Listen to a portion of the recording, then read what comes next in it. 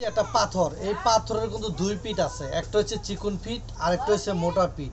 সর্বপ্রথম যখন ধার দিবেন তখন মোটা পিঠে একটা পাথর, হ্যাঁ, ফলটা ধার দিবেন, তাহলে কি হবে, প্রথমে এভাবে মোটা মারবেন, মারার পর এই জায়গায় দেখবেন বালা একটা রোয়া উঠবে।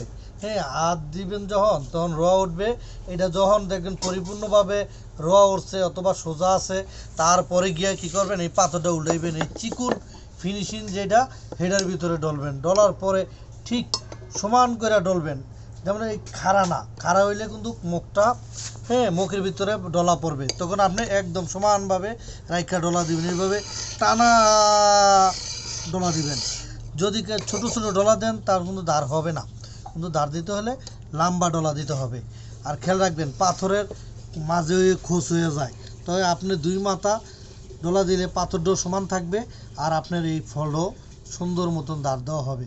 তাই আশা করি বুঝতে পারছেন, না বুঝলে কমেন্টে জানাবেন কিভাবে ফলটা ধার দিবেন, হ্যাঁ, জেনে নেবেন।